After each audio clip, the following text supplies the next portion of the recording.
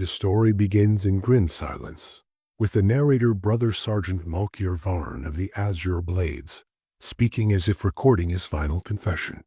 His voice is cracked, the cadence erratic, like someone speaking through pain, exhaustion, and something deeper, something breaking within.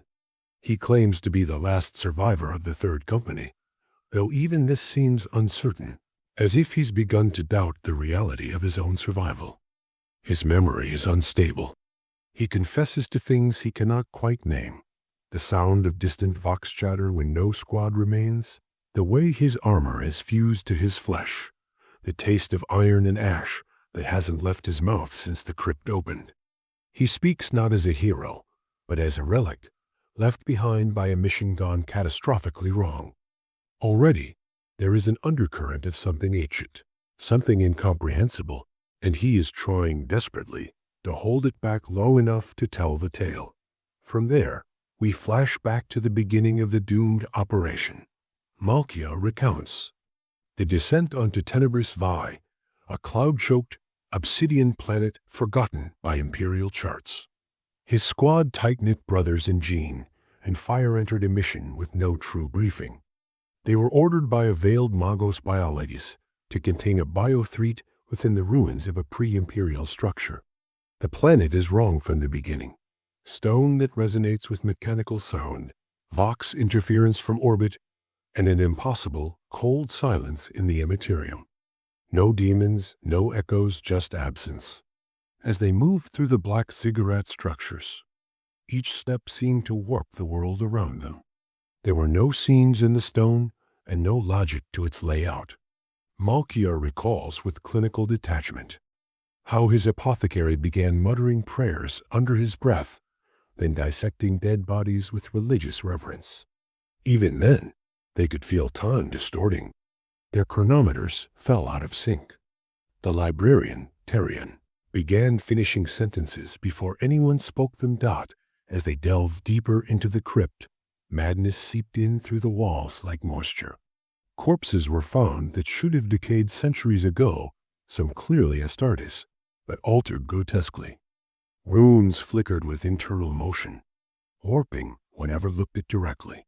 The squad began to lose track of their own voices. Vax logs played recordings that had never been made.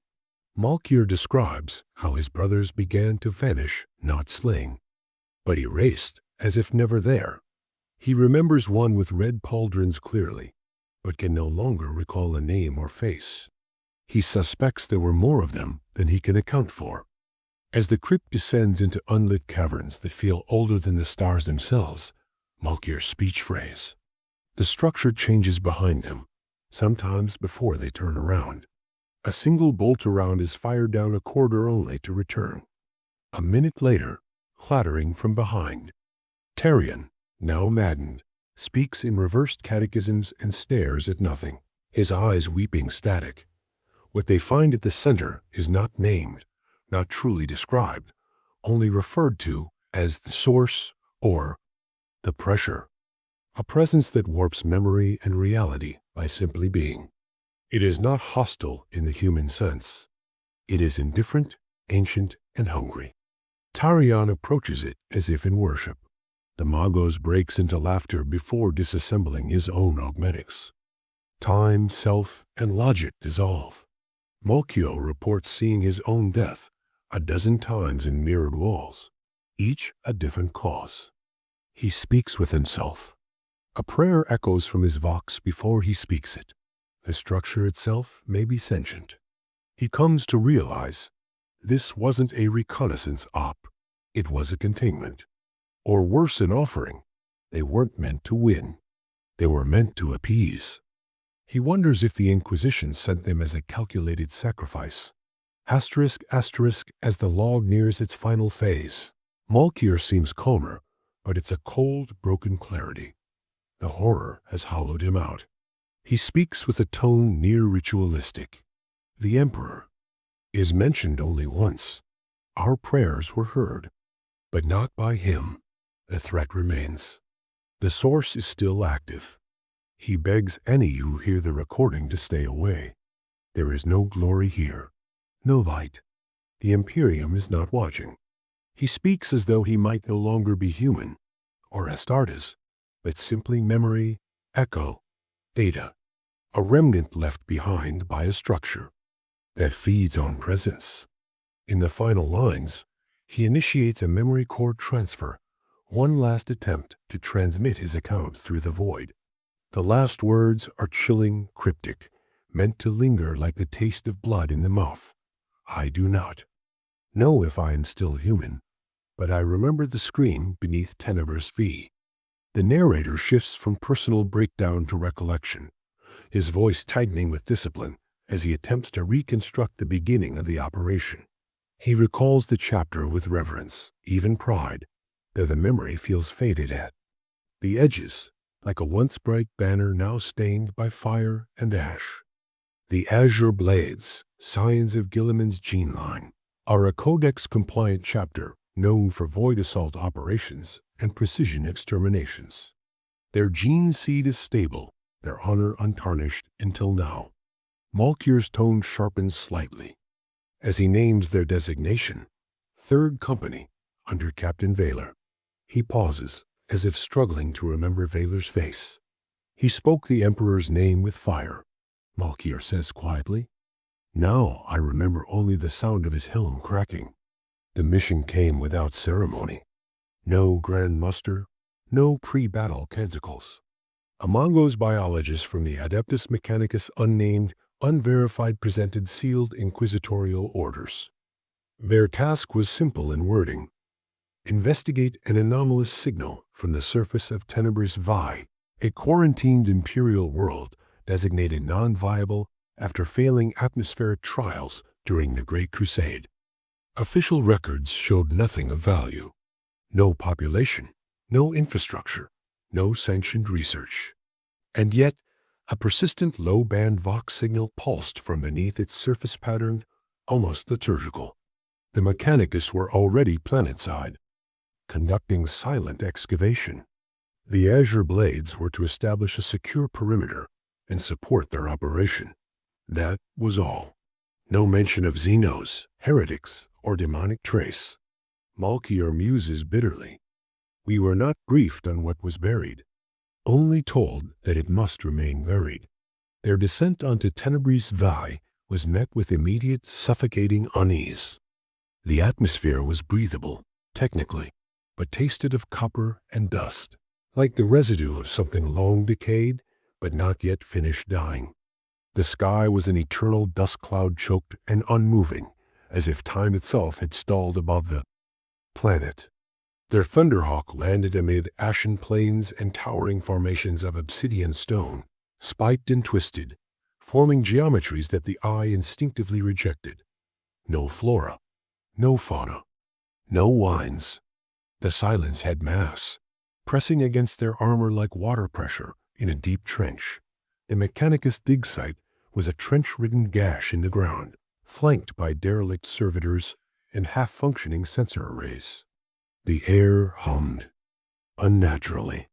The red-robed tech priests greeted them with clicks and static, refusing to remove their masks or respond to standard greetings.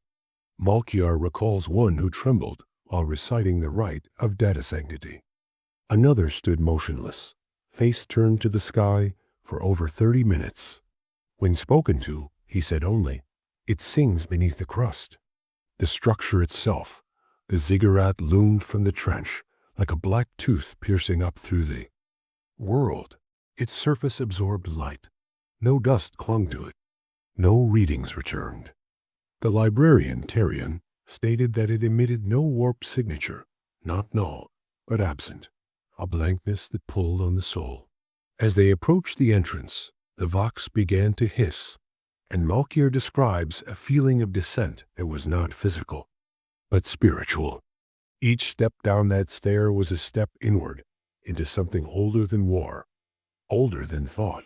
He ends this segment of memory with a whisper. The mission was to secure the site. We did not know that meant sealing it from ourselves. The descent into the ziggurat begins with clinical precision standard protocol for subterranean breach. torchbearers illuminating the interior with lumen flares, flanking formations tight. But it doesn't last. Brother Sergeant Mokir's voice changes here, more distant, cautious, like someone walking backward through memory, unsure what might be following. He notes the first aberrations almost as afterthoughts, like symptoms recorded in a casualty report. Our auspex read flat, he says. Every direction marked as forward. Elevation was meaningless. The walls bled no reflection. The interior architecture is wrong, mathematically sound, but emotionally hostile. Walls curve subtly inward in a way that suggests compression, not support. The metal underfoot doesn't echo. Runes flicker like dying embers across the surfaces, but are unreadable. The Mechanicus call them pre-imperial, but offer no further classification. One brother, Brother Helrin, attempts to mark the wall with a purity seal. The parchment blackens, and the wax hisses like fat on coals. Nothing burns, yet the seal is gone by the next rotation. Soon, the squad begins to suffer interference not from without, but within. The librarian Tarion reports increased pressure in the warp, but no source. Instead, he describes a void, a hole in the immaterium, pulling at the threads of the soul. Equipment begins to misbehave. Auspex scanners show multiple overlapping locations for the same object. Brother Brask fires on what he believes to be a Xeno silhouette only, for it to be the afterimage of their own apothecary, warped and replayed on his retinal display. The dreams start next. They sleep in shifts, though time means little this. Deep beneath the surface, Malchior recalls one dream with difficulty. He is buried in armor, still breathing, as massive stone slabs slide into place above him, each engraved with the names of his brothers. Others report memory bleed, reliving events that didn't happen, or remembering kills they never made. Brother Alpheon speaks of a voice speaking in binary praise, offering absolution in exchange for a name given before flesh. He is found hours later, Vox silenced, attempting to etch circuit patterns into his arm with a combat knife. Their first true loss comes not with screams, but with a sudden absence. Brother Marvick, on forward reconnaissance, vanishes mid-voxed sentence. No gunfire, no struggle. When they reach his position, all that remains is his left pauldron, fused into the stone wall as if the structure had swallowed him. The librarian attempts a mind trace but collapses mid-chant, bleeding from the eyes. He mutters something. Repeatedly. They know the taste of us. Malchior orders a retreat to the surface, but the path has changed. The way back does not lead upward anymore. Staircases now descend. Corridors stretch longer than they did. Vox communication distorts, looping back earlier statements or inserting phrases no one remembers saying. The squad hears their own names whispered from the walls. The Mechanicus offer no explanation. One of them begins to speak in static tongues, before spontaneously combusting without flame-only ash, and the stink of ozone. The section ends with Malchior confessing, "It was here I knew. This was not a place, it was a wound, and we were infection." The last thread connecting the squad to the Imperium orbital Vox uplink to the strike cruiser, Gloria Veritas, is severed without warning. One moment, the channel crackles with distant ship code confirmations. The next, utter silence. No static, no hailing tones. The silence is so complete, it begins to feel sentient. Malchior cycles through every encoded frequency, repeating hails in binary, high Gothic, even chapter code. Cants, but nothing comes back. Tarion attempts to reach out through the warp, but recoils in agony. The Astronomicon was gone, he whispers, and something else was looking back. Deeper into the structure they go, not by choice, but necessity. The corridors reconfigure. Behind them, locking off previous routes. They pass through vaults that defy architectural reason, suspended chambers with no floor, only darkness beneath, held aloft by invisible force. Walls etched with circuitry that pulses like veins. Glyphs that flicker only in peripheral vision. Ruins begin to appear clearly Xenos, unmistakably Necron, but unlike any seen in Imperial records. The architecture is twisted, like something mid-transformation. Pillars of polished blackstone are fused with organic growth tendrils of bone. Metal vein tissue pulsing with pale, internal light. The Mechanicus react with manic reverence. One tech priest begins to chant praises to the Omnissiah within the wound. Another tries to physically merge with the wall, removing his own bionic arms and wiring his lifeblood into a data port that isn't there. The squad executes him, but too late. He speaks a final phrase before death. The silent choir is waking. Paranoia blooms. Casualties mount, not always explainable. Brother Tempestus loses his hand to a defensive blade trap that wasn't there seconds before. The apothecary attempts gene seed extraction, but the progenide resists removal, tendrils clutching to the host's ribs. Another brother vomits black ichor, his lips fused shut by ossified tissue. Tensions rise. Friendly fire incidents begin or are they? Malkier admits he doesn't remember giving the order to fire on Brother Brask. The squad blames exposure, stress, psychic bleed. But the truth is clear. Something is corrupting them, slowly and precisely. Then, the enemy reveals itself. In battle, but in implication.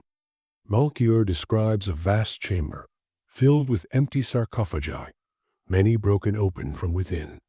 On the far wall, a single half-living entity embedded in a throne of fused crystal and bone metal.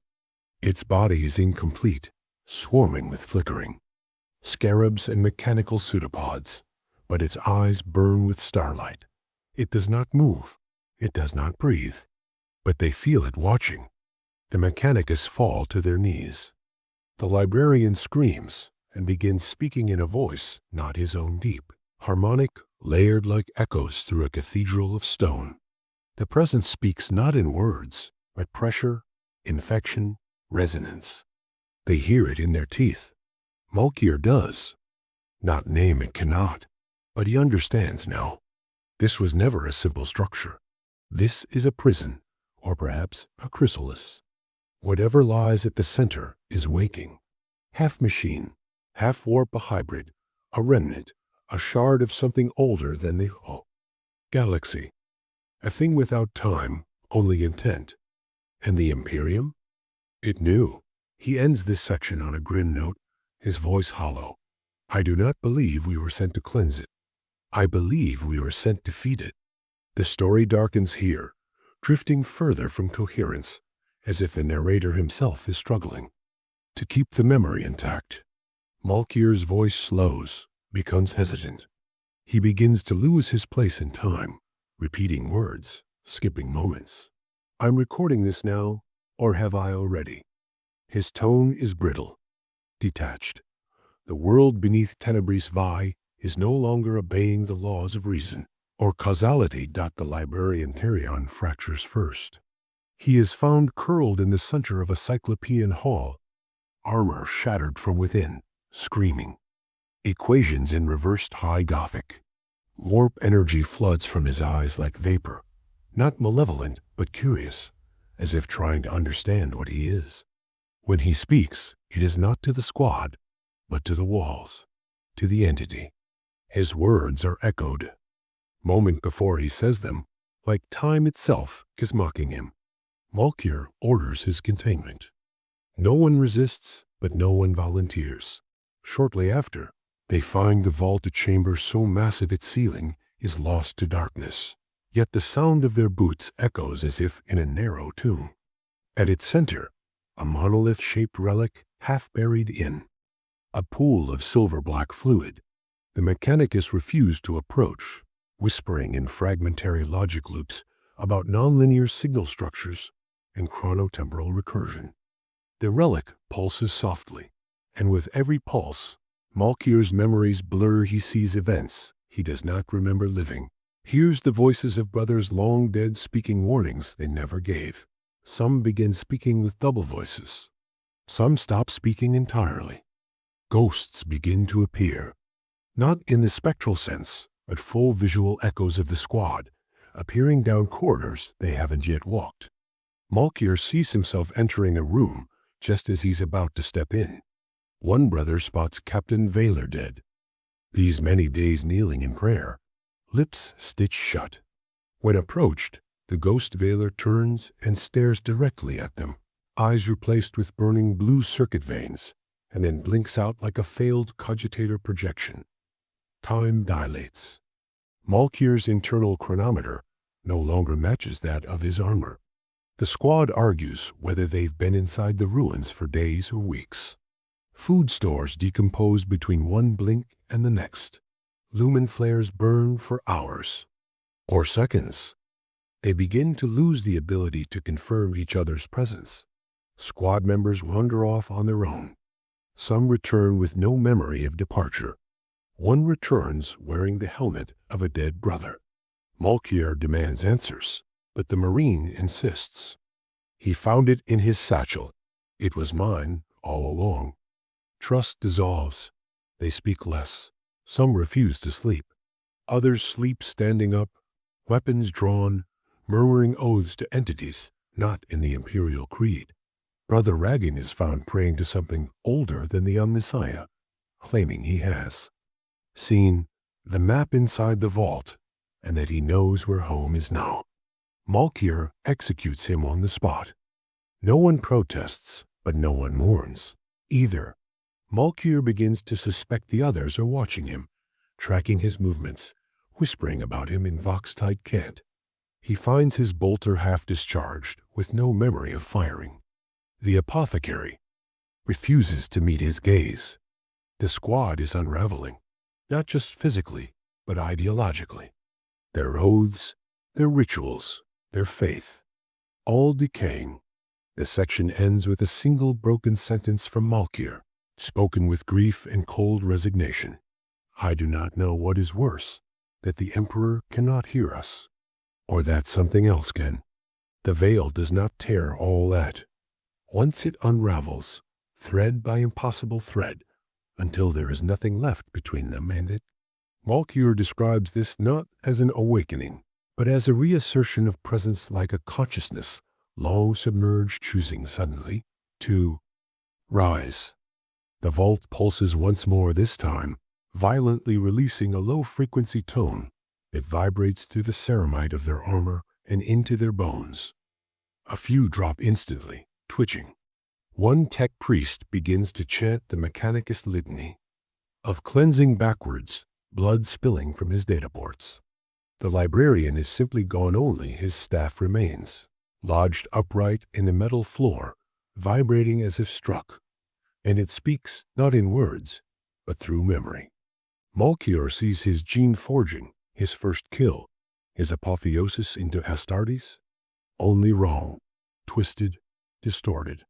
In one vision, he is on Terra, bowing before something too vast to see.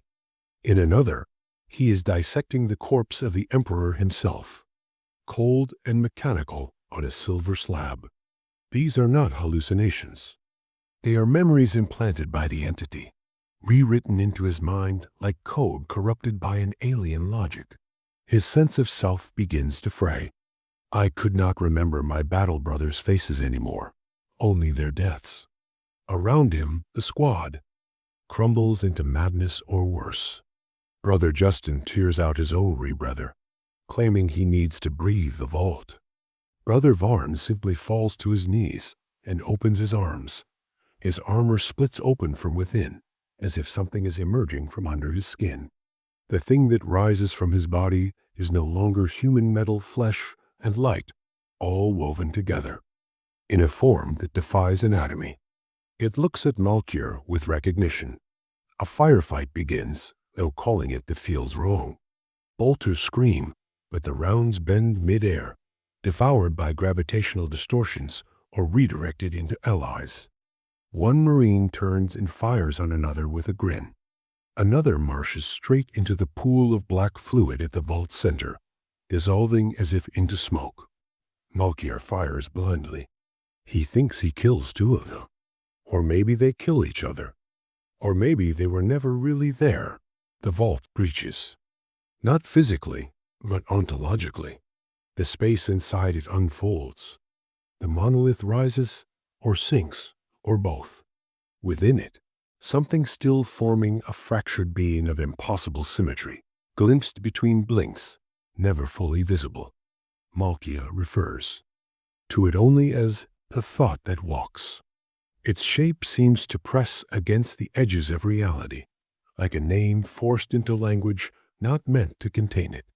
He runs. There is no plan, no retreat vector, only the instinct to survive, though even that feels borrowed now. He flees through halls that bleed light, pursued not by footfalls, but by echoes of what might come next. His armor feels heavier, his limbs foreign. The vox inside his helmet whispers with dead voices his own, repeated back at him with alterations. One by one, the others fall behind, consumed by the entity, or by their own minds. The last survivor besides Malkier dies laughing, faceplate torn away, whispering, "We are home." Malkier doesn't remember how he escaped, only that he was no longer being chased, only watched. He reaches the surface, though the sky's wrong now. No stars, no sun. Only an amber eclipse hanging motionless in the heavens. He collapses beside a half-buried vox relay and initiates the final log cycle, speaking in a voice hoarse and empty. This segment ends with his final confession. I do not know if I am still human, but I remember the scream beneath Tenebris VI. The voice that speaks now is different. Slower, measured. Not the voice of a space marine, but the echo of one. Malkier's narration continues through a damaged vox recorder, his words occasionally cut by bursts of static, as if reality itself interferes with transmission. He is no longer on the battlefield. The story is over, but the war is not. He reflects in fragments. Names are gone. Dates blurred. His armor is cracked. His black carapace has begun to pulse unnaturally tendrils of alien logic winding through his spinal ports. The gene seed burns inside him, not with pain, but with hunger. He dares not report back to the chapter. He does not know if he still belongs to it. I was born of the Emperor's will, but something else has touched me now, something colder. He speaks of the planet as a wound in the galaxy, not a battlefield. The ruins are growing, he says, shifting their structure, expanding, sending signals into the void on unknown frequencies. The black vault is still open. The thought that walks is no longer dreaming. It is listening, it is learning, and it is reaching for more minds, more memories, more flesh. Malkier suspects the Imperium knew of this place. The coordinates were too precise, the mission too vague. They sent us not to win, but to delay. He lists the names of his brothers. One by one, a roll of the dead. His voice breaks only once. He pauses before speaking his own. He doesn't say it, as if to do so would make what he's become permanent. He offers no full truth, only fragmented remembrance. But in his silence is the clearest horror.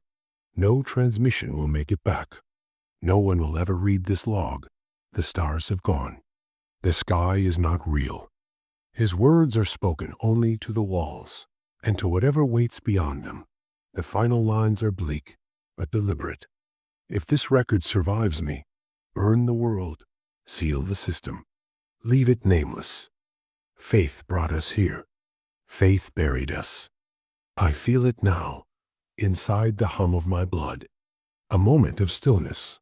Then, a distant echo, not a voice. A response. Malkier gasps, as if recognizing something already inside him. His final words are not in Gothic, but in some other, impossible, tongue translatable only as an overwhelming emotion. Awe. Then, Static. Silence. Transmission ends.